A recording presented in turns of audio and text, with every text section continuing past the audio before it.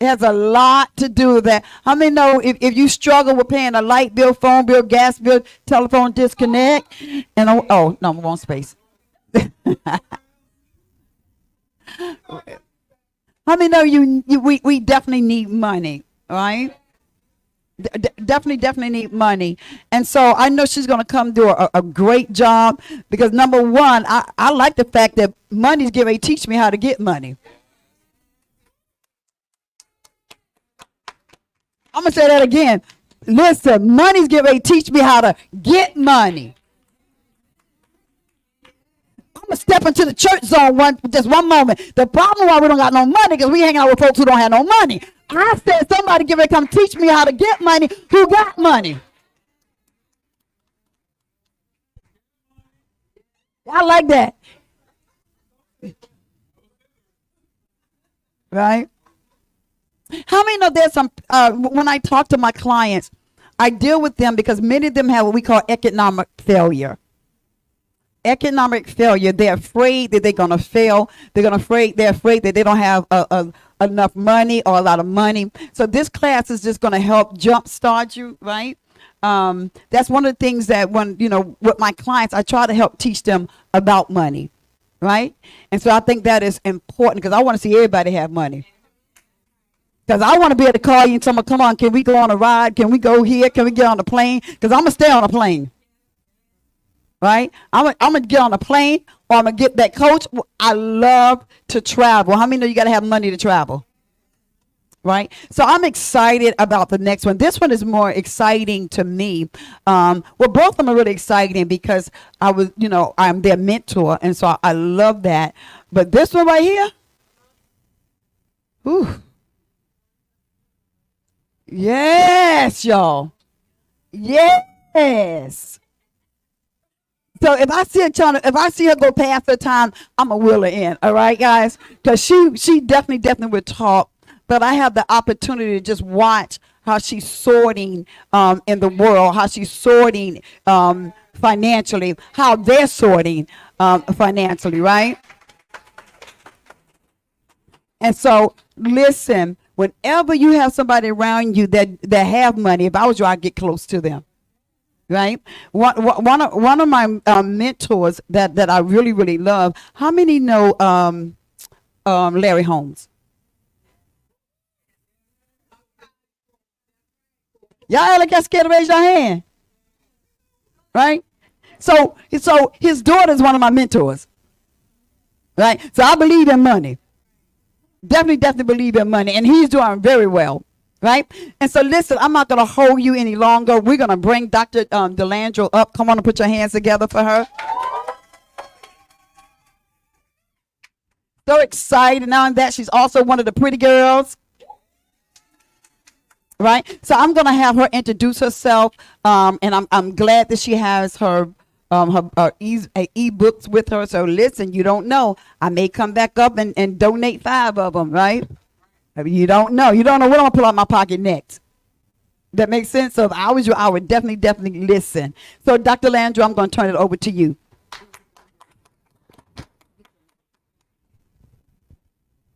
Well, good afternoon, everybody. Are y'all still with us after you done ate? All right. We don't have the itis. No? Okay. Everybody don't know about. And for the baby in the room, so Larry Holmes, I'm just kidding. Larry Holmes opened the door for Mike Tyson. Put it that way. Thank you. Yeah, we are talking about those. I am going to put you in the back, Jason. All right. So yes, today we are going to talk about money, wealth, and the mind. Very briefly, I love how Apostle said, I am not going to be before you long because I do have the tendency to be long-winded. So I got notes. I'm going to try to just stick with them and call it a day. Today, I am going to transfer wealth into your mind. What does that mean? I'm going to do that through the knowledge of your credit scores. So just a raise of hand very briefly, who understands their credit score? Okay. Do you feel, by a raise of hands, that every time you go to the store and you want to use credit or something, that there's a likelihood you'll get denied? Or have you ever had that happen? Okay. That can stop today. Okay. I'm telling you, that can stop today if you choose for that to happen. And so let me stand back here so I stay on my notes. And so Dana just did an amazing job. What Dana just did was transfer clinical knowledge into your mind.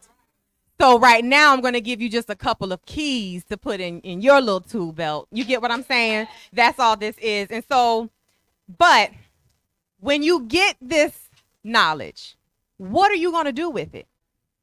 I just want you to sit in that for about 5 seconds. What are you really going to do with it? Are we here because someone made you come? What is your why behind sitting through this course?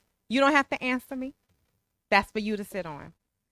But also ask yourself, can you handle the responsibility that comes with wealth? Because we all know the saying, to whom much is given, much is required. That's just it. And so I want to ask, and I want y'all to talk back to me. I love to say a Bible study. This is not a monologue. This is a dialogue. That means I'm not just going to be the only one up here talking. I want you to talk back to me. And so how do you define wealth? Anybody? Don't all jump at once. Right. Okay. What else? Prosperity. I heard something else over here. Stability. Okay. Security. That's good. You said net worth. You talking my language. Anything else? Freedom. Who said freedom? I love it. Yes. Yes. That's really good. Come on, throw them out there. Anybody else? How do you define wealth? Come on. Okay. Serena, I'm just calling you because you just lock eyes with me. So, how do you define wealth? Giving. I hear you, mother. Yes, ma'am. Giving. That's good. And you said freedom. Yes, ma'am. Streams of income. Okay. Somebody else said one more thing. Comfort. Freedom. Do y'all hear that? Nobody, well, one person said a lot of money. But wealth is however you define it.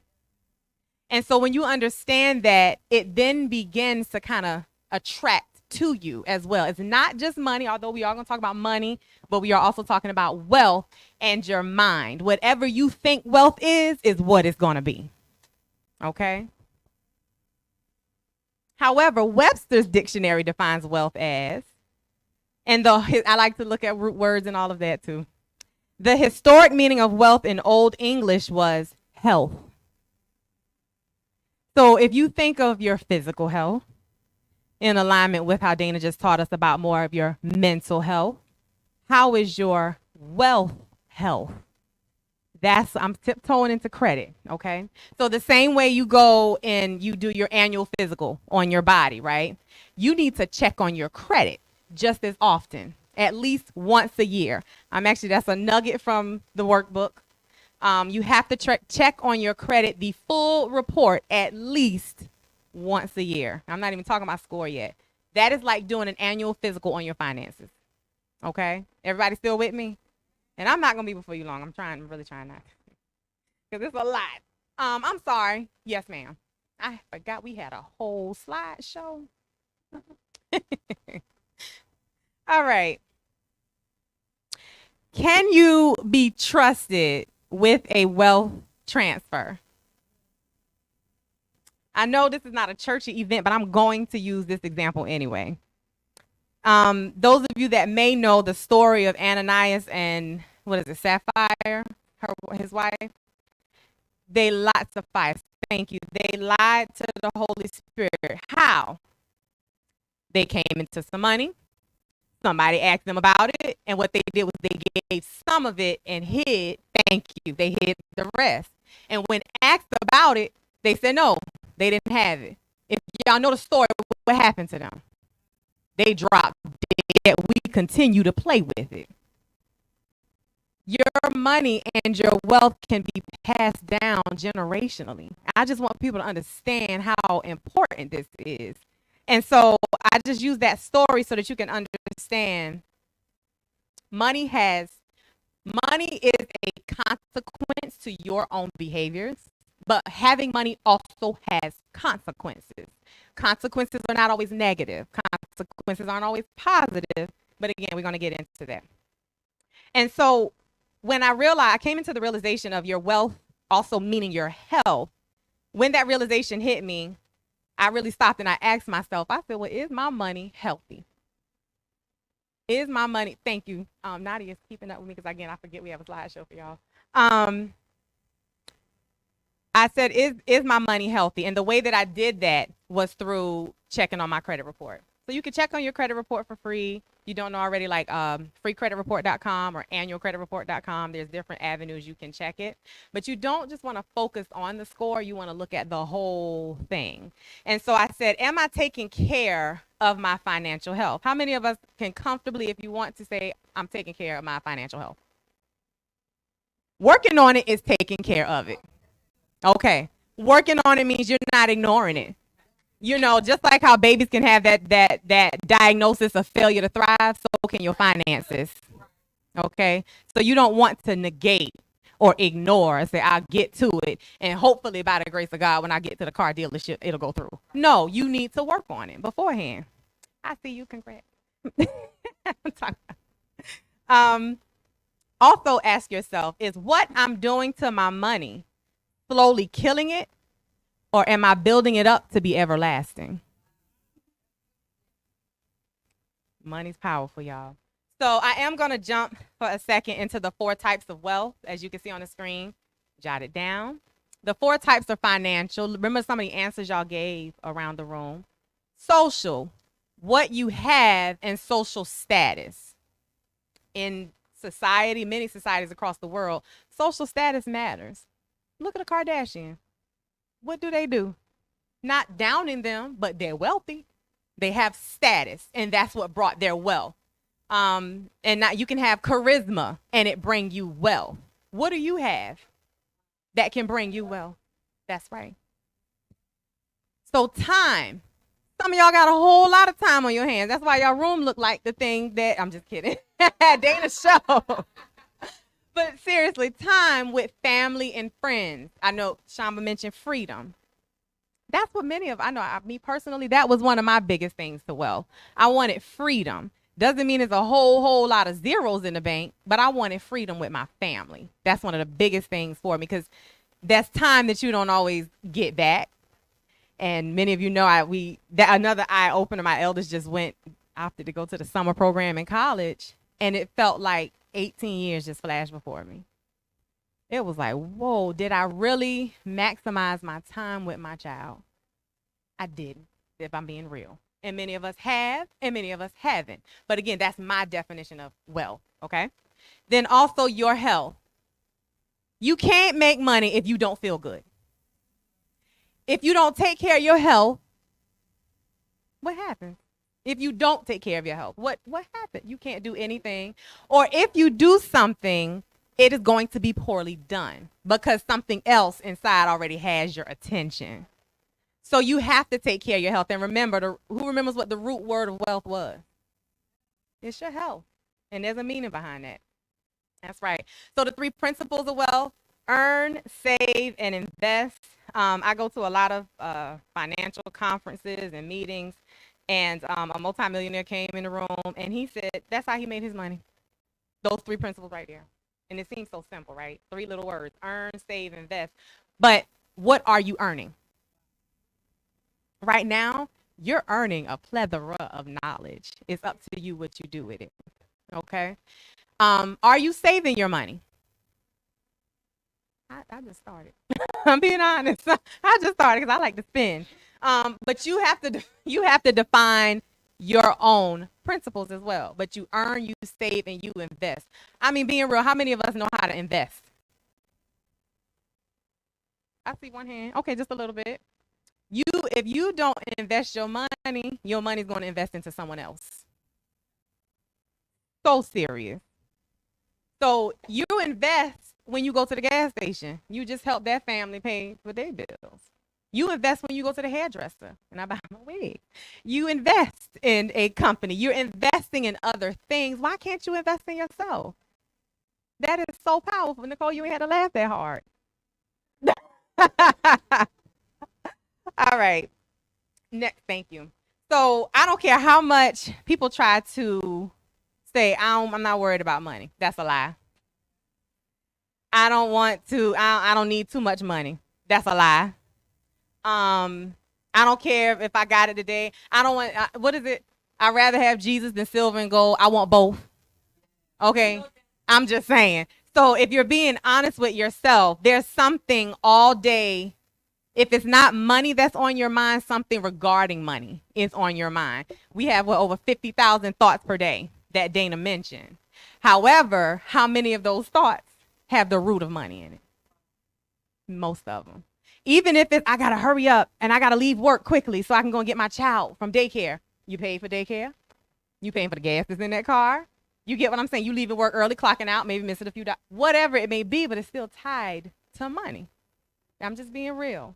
So if you really realize how much much of our lives are impacted by money, you'll then be more responsible regarding the thoughts and your character of handling money. So if you look at the slide and you look at the two differences, money is on your mind. If you look at money, money responds to your spending habit. Money is earned. Money is also used as a source of power and influence. Look at who's trying to get back. I'm not going to be political, but look who's trying to get back in the White House. And I'm not saying he should or shouldn't. That's not my place. But what I'm saying is the man has money. Okay? But it's not necessarily that he bought it.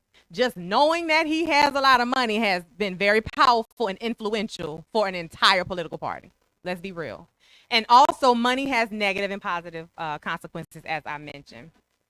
But when you look at your credit, who sees some similarities there? You look at money is spending, credit conveys your spending. Credit is the highlight of your own spending habits. It is also built versus money is earned. Credit is used as a source of power that increases your access to money. Credit is not money, but it's a door to money. Okay? Credit also moves when you do. If you don't, it's going to stay the same. Pretty simple, right? All right. So one of the biggest things when it comes to credit is defining your credit goal. I know I spoke about wealth very briefly, but credit is a type of wealth, type of financial wealth. That's not true. Credit, financial is a type of wealth. Credit is a type of financial. I'm trying to get it all my thoughts like this right now. So defining your credit goal. Do you want to establish or repair? Who knows what it means to establish your credit? Right. Who knows that having no credit is just as bad as having bad credit? So either way, you need to establish your credit. This goal is used, I'm actually going to read this exact slide. This goal is used when first learning about credit or once you've made the decision to stop ignoring. That's the biggest thing, the access to wealth that your credit can give you. You are literally, if you're not pulling your credit, if you're not monitoring it, you are ignoring your own access. I mean, okay, so we're grown, how Dana say, right? How many of us have gone to parties or concerts and have had VIP access or something? Clubs? Y'all, we say, okay, but how many have you ever? Nobody? I'll put 2 hands up for you. But how does it feel when you get that VIP access card? Say it again, please. Extra, right? Flip. So when you feel extra, you feel powerful. You feel, I got this. You feel special. Thank you, Dana. You feel like I really could do this. You can do that in the first step, saying, okay, I changed my mind. I want to establish my credit. And then you start to take steps. I digress. The next goal that you might want to do is just simply increase your score. Some people might have good credit with a low credit score. Did you know you can have that?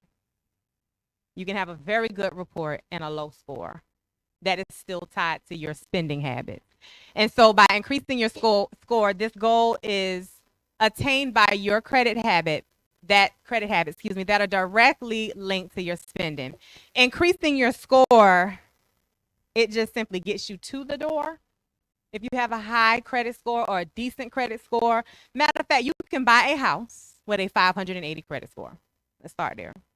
You can buy a car anywhere between 580 and up. Yeah, they both want about 580, but you actually can get a car for a little less than that, depending on how crooked the car salesman is.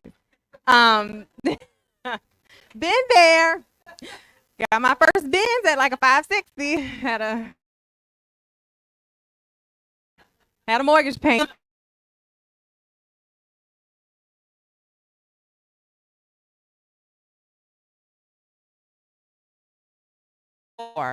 that will benefit you and your pocket. Because again, 580, that means you have the highest interest rate. Talk about it. The highest. So when it comes to interest rates, I'm not getting into all of that today. But what happens with interest rates is you're really just pouring money into the bank's pocket. That's all it is. And you still pushing your bins and broke. So now I'm up here testifying. Can I testify for a second? Why you wave your hand? In the air if you don't care. All right. So leverage, leveraging your credit. This is typically done once you have more knowledge behind your credit and the ability to control it. It is now used as a tool alongside time. Your credit can be used with time. It's like a bow and arrow. You can picture it. I don't have props, Dana. You think of a bow and arrow, right? I really should have bought like from Party City or something. But if you think of a bow and arrow, time is the bow. Your credit is the arrow. Right. Okay? So the two go hand in hand. You can work on your credit today, but give it a little time. Give it 30 days minimum. Give it 60 days. Even give yourself, when you're defining the goal, this is what I want. This is how long I'm going to take to work on it, right? So again, just kind of think of that bow and arrow, but literally, how do arrows go? They pew once they do take off, right? And remember, this is the momentum of the mind. You have to give that arrow the momentum to move, okay? All right. Thank you. So we're still on credit score, right? All right, we're gonna slowly shift into the money and the mind, not the baby. Um, he does. He gonna be wealthy. All right. So bad credit costs you. We just talked about that. Higher interest rates, denials. Each of those can lead to feelings of low self-esteem, inadequacy, low self-efficacy, frustration. Thank you. The thing is, those feelings are not true. They feel real, but they're not true. Your money shouldn't have control over your mind. It's an external factor. I don't know if y'all used to watch Desperate Housewives, but not the Housewives show in the bank. She was like, "You're a non-factor." That is a non-factor. Your feelings are real. No, let me. I guess counsel half of your feelings are very real. Okay, they're valid, but they shouldn't direct you. They shouldn't dictate what you do. You feel it and move on. Not move on. Yeah. All right. So I want to jump. Going back to those feelings, I did mention that they aren't true, but you also haven't come into the realization of your own financial power. That's the bottom line, is you want that power to be back into your hand, not in the creditors, not at the credit card company, not at the car dealership, not at the mortgage brokers. You want that power because you want to be able to walk in and tell them what you want, not what they're going to give you. That's what happens too often. Thank you for that. But that is true. I'm only up here, not necessarily by chance, by grace, certain, but also because I put the work in. I remember those days sitting there, yes, broke, but also I didn't have a strategy. I didn't have a tool. I'm sitting there, but one thing I was consistent with was prayer. You do what works for you, but for me, it was prayer. But not only prayed, I believed. And I knew it was going to happen. I was like, this today is not what it's supposed to be. It's not going to stay like this. So again, you have to make that conscious decision to do the same thing for yourself. And once you change your mind, again, this little nugget I got from one of the multimillionaires, he said, and I don't mean little multimillionaire, there's like $10 million millionaires. And then there's like 2, 3, $400 million millionaires. I like to learn from them. I'm sorry. I'm not sorry. There's a difference. It's very. He said, once you change your mind, your credit will change. I'm going to say it one more time. Once you change your mind, your credit will change. And his name was Adam Smith. He's the author of The Wealth of the Nations. I don't just want American wealth. I want Jamaican wealth. I want European wealth. You know, I used to say all the time, I want to be a millionaire. I want to be a millionaire. I want to be a millionaire, right? And then one time I walked into the realization when we were in Jamaica. I was in Jamaica. Let it sit for a minute. I was. The currency is different. So if I have $5,000 for them, they over there counting that like $800,000. So I said, "Ooh, I need to shift what I'm asking for. I need to ask bigger." And again, it wasn't the cash. Also, when you remember, I asked, "What are you going to do with that wealth? What are you going to do with it when you get it?" I gave the money an assignment. It wasn't just, "Oh, I need the money in the bank so I could be happy with myself." Yes, April, April could be extremely selfish. No, but can I be real? Okay. Extremely selfish. And when I say selfish, meaning at all costs, I'm getting this money. I could keep up with the quickest hustler. You can't tell, can you? But I could. I'm telling you, the slickest of mouths manipulate you right out that blue outfit and put mine on you. I'm just saying, Jason. I don't think y'all understand. Y'all not hearing me. I was 18 years old selling perfume bottles for $20 a bottle, and they was watered down. And I had repetitive customers. I know what's in me, okay? And so instead of saying, "Okay, let me hustle you," how can I help your people? How can I help others? When I tell you that's a mindset shift right there, when you stop saying, "I need this money so my daughter can get these name brand shoes and so I can get the best of wigs," when it shifts, something changes. Something changes, okay? And so for me, again, I'm just up here testifying just a little bit so that I can help the next person, okay? So, and nor am I ashamed of anything I ever did. Bye.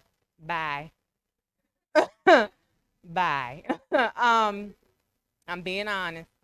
So credit is simply one key that can open many doors. In the financial realm, those that are spiritual, did y'all hear me? The financial realm, many investors practice the model that you own nothing, but you control everything. I don't think y'all understand. You own nothing. Money can be hidden. How is money hidden? It starts with your credit. And when she starts talking about legacy building too, money can be hidden. You could look on paper like you make $50,000 a year and Uncle Sam can't touch you or your kids' stuff. And that's what the elite do. You can control everything that your hands touch. So I'm going to back up a second because I went a little bit ahead of myself. On the screen, you see the three major credit bureaus. Experian, Equifax, TransUnion. How many have heard of them? See, y'all know them, huh? Y'all just avoiding talking to them, I guess. They start calling you, and now they got blocked. I was like, let me just block them. So those are three major credit bureaus, but there are other credit bureaus. Did y'all know that? It's a lot. It's a lot out there. And what happens is the three of them are not always on one accord. I'm going to give you a few nuggets. They're not always on one accord. They don't have to be. Not every one of them will report the same. Experian and Equifax actually get more information than TransUnion, and sometimes TransUnion will pull from the two of them. And this is where your job comes in, okay? So you're dealing with the three major credit bureaus. You pulled your credit up, and you're like, this isn't true, or that was true a decade ago, or whatever. They when you pull up your credit report, if you're familiar, they have your old names, old addresses, phone numbers. That's step one right there. You have the wrong identity. I don't know who are you reporting on, because April today. It's not April 10 years ago. So who are you talking about? This is not me. That's in every facet of life. So that is called that is called the burden of proof. I hope y'all got your pens out. That is called the burden of proof. The 3 credit bureaus, when you reach out to them, mind you, I said reach out to the bureaus, not the debt collectors. Some debt collectors are covered by law, where if you reach out to them, that has restarted your financial clock. They have 7 years to get that stuff off your credit. At literally, this is year 7, day 1, I'm calling because you can't sit and weigh me down anymore. So, but even you don't have to wait for the whole 7 years either. That's a whole nother story. But what happens is you reach out to the credit bureaus, you're talking to them about burden of proof, and you're going to say, prove to me that you say I am who you say I am. Y'all need me to say that again? You prove to me my identity. Prove to me my signature. Is that mine? And it's not saying you're lying. All you're saying is prove it. And that's not being snaky or anything, because as consumers, we're covered by so many laws. We just sit there with these terrible credit scores and credit reports, and you don't have to. In this handy dandy book, there are letter templates if anyone's interested. Because as I mentioned, there are levels to this. You know how they say that? There's levels to everything. It's literally levels to establishing your credit, leveraging your credit, repairing your credit, how I mentioned before. So those 3 credit bureaus are the ones that hold the power right now until you do something about it. And I just want to keep that up. So when you pull your credit report, you look at all the inadequacies, you start there. You're going to look at all the things like, I did that. Ooh, child. I co-signed for that one too, huh? You start looking at those things, and you're going to take it and say, okay, let me come up with my strategy. Always, in my opinion, I'm not a financial advisor. I'm not a debt attorney. I'm just someone that has walked through this, okay? And so you're going to take a look at it. I always start with the newest one first because they hold the most weight. Do you know that a lot of credit repair agencies will actually tell you to start with the oldest one first? Why am I going to start with something that's going to fall off? You attack what's new, okay? And so once you decide, okay, this is what my strategy is going to be, this is my timeline, I'm going somewhere with this. This is my timeline. You're then going to use templates. And when I say there's levels to this, there are literally, you start off level 1. This is, hey, prove to me who you think I am. They're going to respond back with something. They might try to send you the bank statement or the credit card bill statement. No, that's y'all paper. Level 2. Send me who you say I am. They're going to try to send you something else. Typically by level 2, they are gone off your credit. Unless they're ready for a fight. They're usually ready for a fight after about $15,000. Usually. There's a couple hundred, they just being petty at that point. I just want y'all to know that.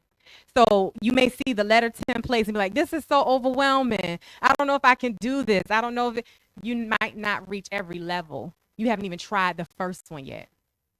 Try. Mail those letters out. Just give it a chance.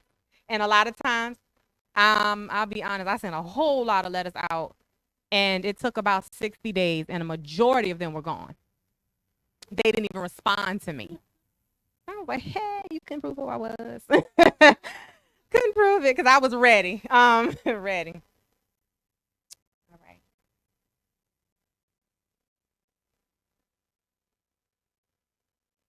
All right. So I did mention the burden of proof, and it becomes the Bureau's responsibility. What the biggest thing when it comes to the burden of proof, next slide, please. Thank you. The biggest, see, I told you I wasn't gonna be a bit long, but I had more to say. Okay, thank you. The burden of proof, you know how I came up here and I said, I'm going to transfer knowledge into you, transfer the wealth into you. When you write the first letter, you are transferring the burden back onto the 3 credit bureaus.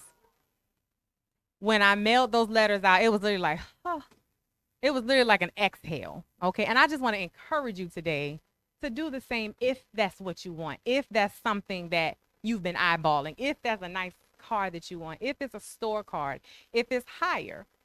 Me personally, I want to roll with the big dogs financially. You decide what you want to do financially. And so what happens with the mind, we know that our minds are always in motion, constantly going. That's why this conference is titled The Momentum of the Mind.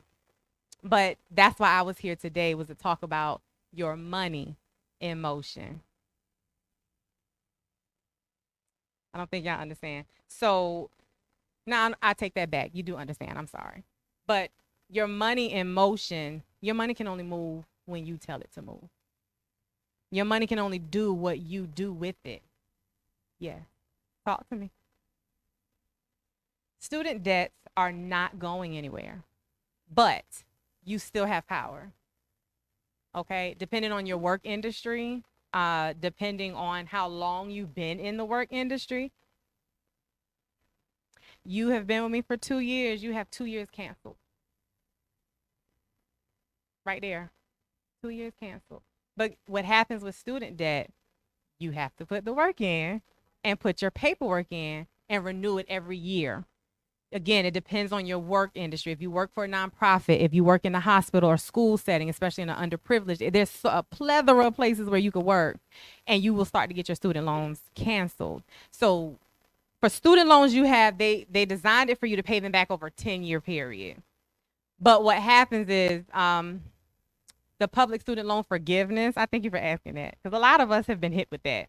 The public student loan forgiveness, after the 120 months are passed, then your entire loan, your entire debt is canceled. But how do they know to cancel it if you didn't put your paperwork in? No, it's not going to melt away. You have to do, and I'm not getting on you. That's not me saying this is her. No. Okay. I'll tell y'all the strategy I use. Let me do that. So what I did do with that was I sat down one day and I looked at my resume to show, okay, do these jobs qualify for what they're saying qualifies to cancel my loan? And I went as far back as 2008. And I started calling every company and said, hi, can I get human resources? I'm about to send you the public student loan forgiveness form for you to fill out. By law, they have to complete it. Okay. And so I just looked at my resume, did it, and done. $180,000. Yeah. No, go ahead. No, y'all can ask questions. I want y'all to talk. Student loans are not in here. This is for disputing. Yeah. This is for disputing and also leveraging your credit. I'm sorry, and leveraging your credit score. Because the biggest thing with the score is it's kind of the right here, right now. That is actually the quickest thing you can do. And I am going to go ahead and just give one tidbit. It's called the credit card trick. And I was talking with Prophet Sherelle about this, and she knew it already. I was like, you know what? What happens, you need a credit card to have a good credit score. Did you know that? Did you know you have to use that credit card to have a good credit score? Did you know that? Did you know that you have to pay that credit card in order to have a good credit score? I'm being honest. Okay. If you want to see your score increase, before I say that, let me do a disclaimer. Because somebody called me earlier this week that was using some of the principles and blamed me that they were broke. Because they had a credit card, but what they did, they came in with a strategy, but they paid off all their credit cards and said, I wanted to see my score jump up right away, and I don't have the money, and it's your fault. No, it's not. Give it 30 days minimum and see how your score jumps. I can't guarantee it's going to jump up 35 points, but if you pay your credit card off, I'm sure it's going to help your score. That's just it. But I get it. But nevertheless, they had only let 2 weeks go by. And also, I said there has to be something else holding that score down. Oh, well, I did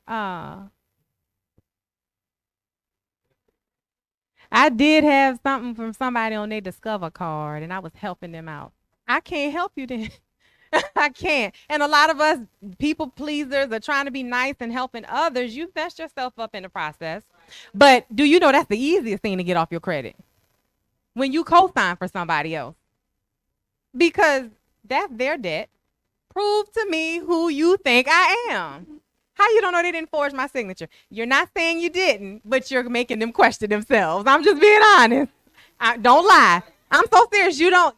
The riches come without sorrow. That's just it. So you're not gonna sit here, and I paraphrase that, but you're not gonna just sit there and lie. Okay? Don't. That's not gonna work either. You gotta be. There's some no.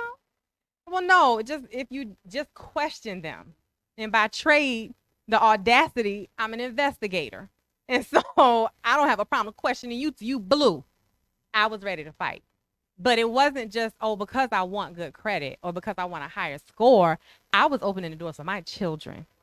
And one of my son's graduation gifts that he knows a little bit about, my son is at an 800 credit score.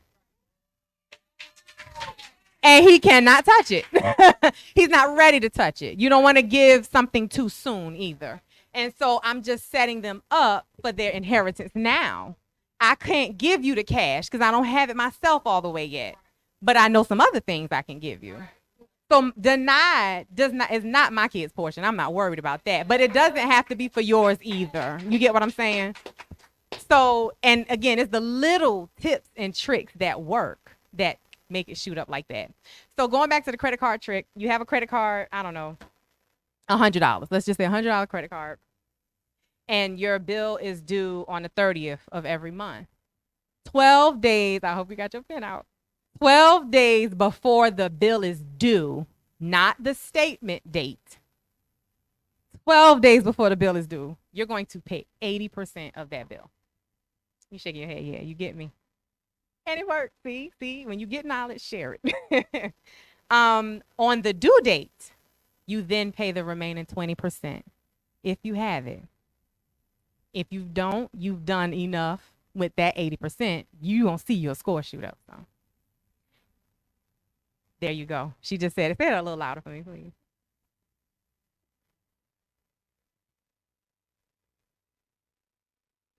That's it. They have to report it twice to the credit bureau.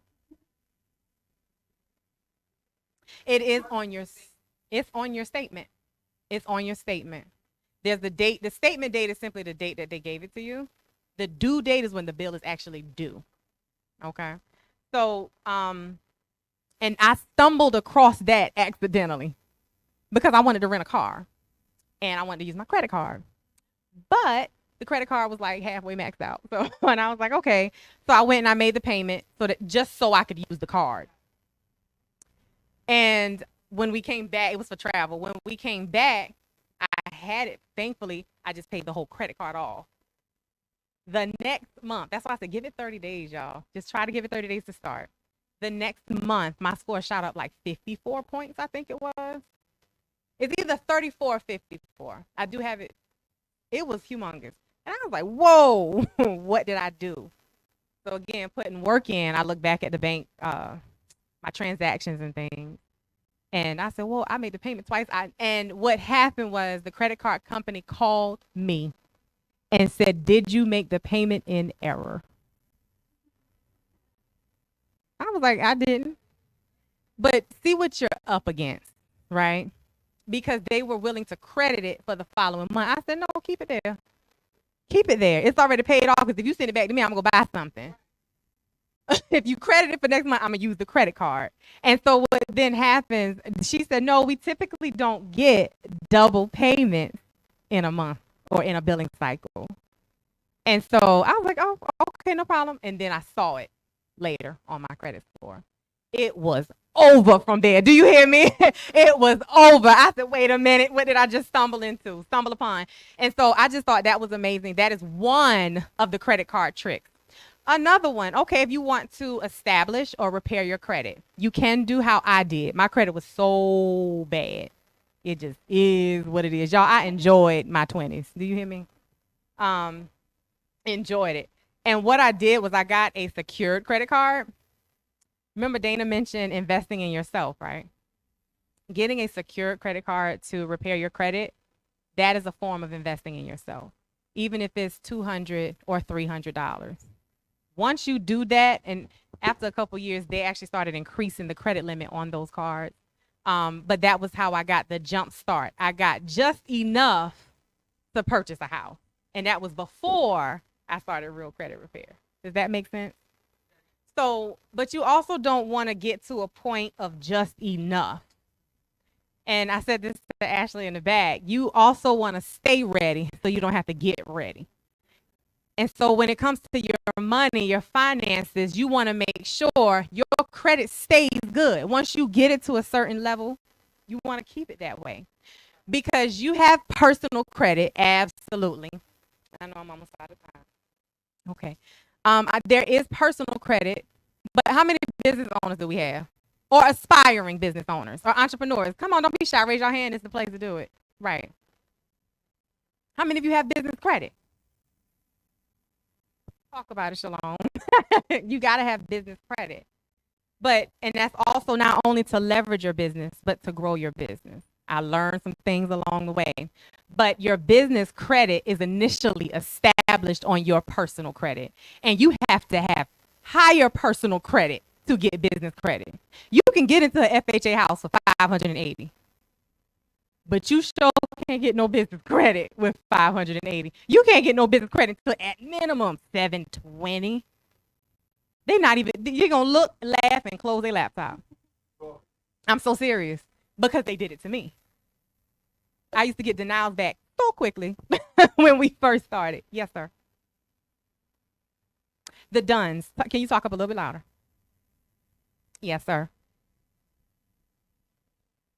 Yep, you absolutely right. So the Dun & Bradstreet, also known as your Duns number, is your business credit score. Who said it? Thank you. That's your business social security. When they say business credit score because they see the EIN. Yes, ma'am. You got it. So Dun & Bradstreet, which there's another entity, I can't think of the name right now. Banks claim that they're slowly trying to move away from using Duns numbers, but they're not. You can still check your business credit worthiness through Dun & Bradstreet, also called Duns, DUNS, and that's for those that want to read up, Google up on business credit. And business credit is used if you need some type of business loan or if you need to purchase vehicles for the business credit cards. They are looking at the Duns number. And it's a different ratio. I think it's on a scale of 1 to 300 max. So a 300 Duns is like a 850 personal credit score. Understand? Everybody good? Okay. Yes, sir. Yes, sir.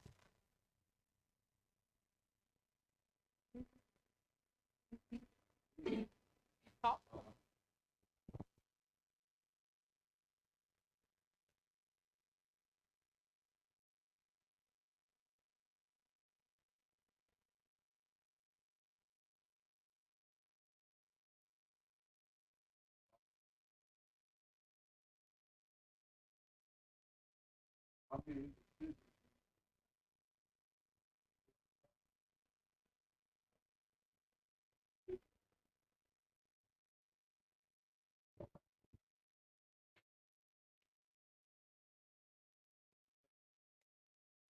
It's very legal. The use of the house will determine the ethics behind you doing it that way. And so I'm glad you asked it because I just asked it. Well, not I was talking about it yesterday. 'Cause I was like, I want another house, but can Dell Saw buy it? No, they can't. They don't have the anyway. So, but yeah, I was just asking, can you do it? But in my situation, because it would be unethical. And but again, it depends on what they're using for. I'm not calling them unethical. But can it be done? Yes, to answer your question. However, it's just like co-signing. They still need a human being that's going to have the responsibility fall on them. So he bought that house and his company helped him out. That's really how that works. And the only difference is it's not necessarily FHA. There's different like banking options when it comes to that. Hmm. Yeah. Hmm. Yes, sir. Yeah. You don't have to have a board to do that. You can be an LLC, a legal entity with the income. There's a lot of verification that he had to go through in order to get the loan approved. So he provided some stuff. Do you get what I'm saying? But yes, you absolutely can buy a house using your business, but there's some It's a long process, actually, and it can be very challenging. Yes, sir. Yes, ma'am.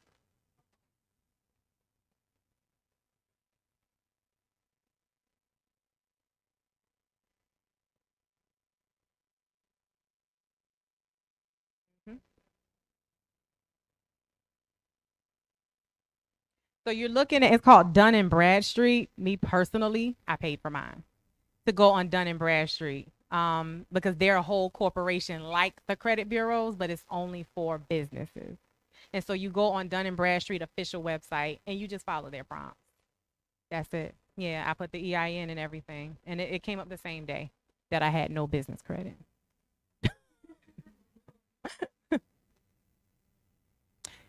So I started the business credit with a business credit card, the same way you start your personal. I'm just kidding. No, yes. The same exact way with a business credit card.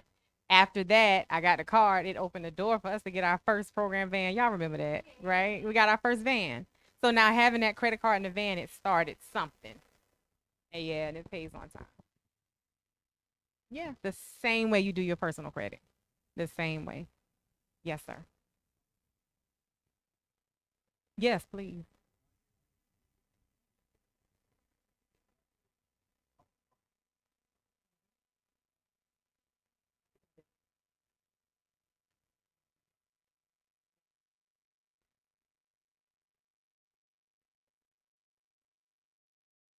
The Uline credit account.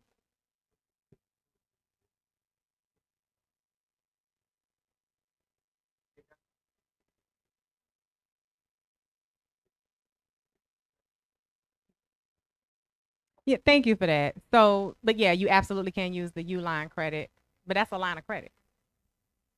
That's a credit. So either way, you getting a credit card or a line of credit to build your business credit. Yeah, but you're absolutely right. And I am gonna shout him out. Shalom does have a very profitable business. A couple of them actually. Yes, he does. All right. So I'm going to go ahead and wrap it up. As you can see, the conclusion, money is always on our minds. Let's be real about it. Let's start there, right? Whether we realize it or not, whether we want to agree with it or not, it's on your mind, okay? And then the power of wealth, though, where is it, y'all? It really is. You can be wealthy. You are wealthy. It really is that mindset behind it. So if y'all don't have, does anybody have any questions? Any additional questions?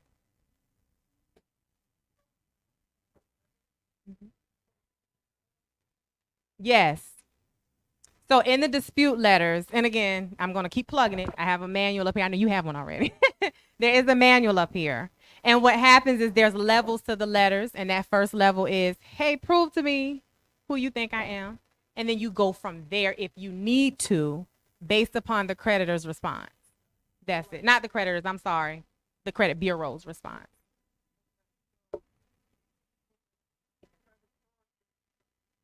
Yes.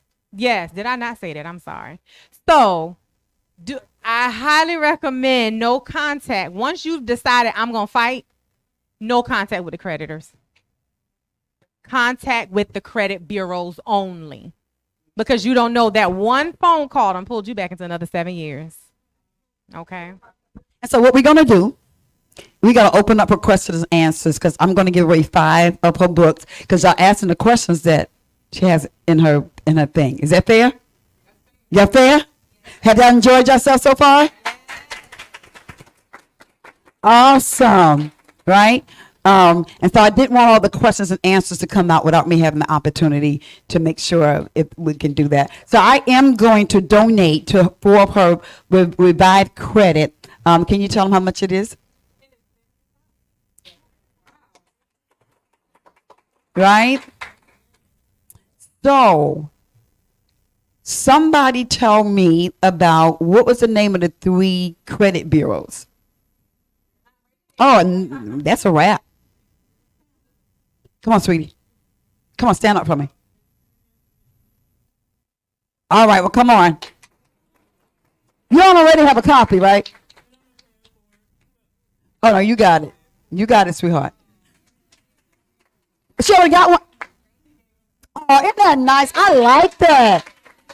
I like that. I like that.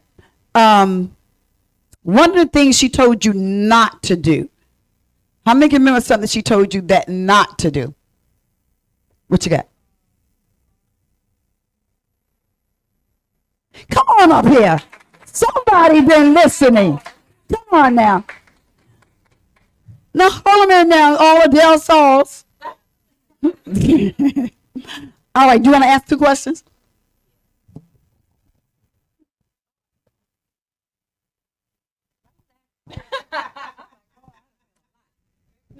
Okay, so while she's somebody who want to stand up and tell me what did they learn from her. Who's bold enough? But you got to come up here on the stage.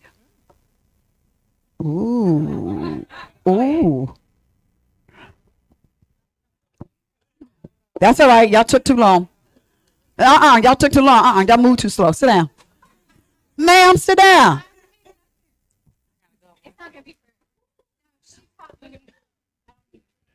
She taught me before about paying on the credit card. It really does. She taught me about the credit card thing before this when I was asking about building credit. It really does. The 2 payment, it tricks them into thinking you're overpaying. Like she said, they called her back. Like, you want this back? You can have it. I'll put it next month because they don't want to report that twice. That only makes it go up. That trick works, and I boosted mine up to $750. That's because you got inside scoop. I ain't mad with you. All right. Okay, go for it. There it is. I love Remember, her. there were 3 categories as far as defining your credit goals. One said, Don't tell it. well, no, I want them to give me Oh, okay. the third one. The third one. It's all right. I was coming to that, though. Nope. The 3 categories of defining your credit goals. So remember, I'll give them the first one, not the jump up. The first one was either you want to establish or repair, and then there was 2 more, right? You close, but no. Go ahead, Shantae. She done gave it to him. We ain't cheating. We ain't cheating. What you got, sir? Number 4. You And got it? Yeah. Is that the answer? Yes, that's All right, it. come on. Chairs and plates, though. And the thing with leverage, that is one of the biggest keys to wealth, is once you learn how to leverage your credit. Leverage simply means I use my credit to work for me. That's what the big dogs use.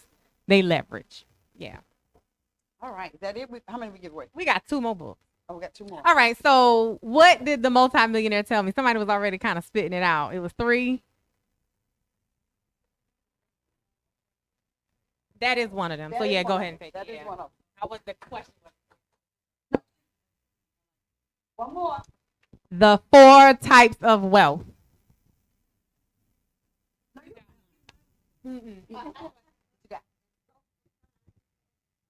Yes, come on up here. But thank you all so much. Awesome. So, did you guys enjoy this? I love it. I love it. And listen, we're going to be listening for feedback because I'm going to ask her how they doing, how your credit doing, right? So we definitely want that. So listen, again, thank you guys. But listen, we're excited for tomorrow, right? Definitely excited for tomorrow. Matter of fact, all the speakers for tomorrow is in the house. Right? All the speakers are in the house. And I'm so excited that they're going to be teaching on tomorrow. On tomorrow, we have Victor Denson that's going to be doing Momentum of the Mind. What was it? Okay, get the mic. Tell us what you're doing. There's a mic in front of you. Awesome. I had it all wrong. Right? None other than Mr. Purdy. He's going to be, come on, I ain't going to mess yours up either. Go ahead. What you teaching on tomorrow? All right. All right. So listen, y'all got some significant others, fathers. Listen, I will bring them here, right, to help them with that. All right. And so none other than Miss Sherelle Murder. What you going to be doing tomorrow?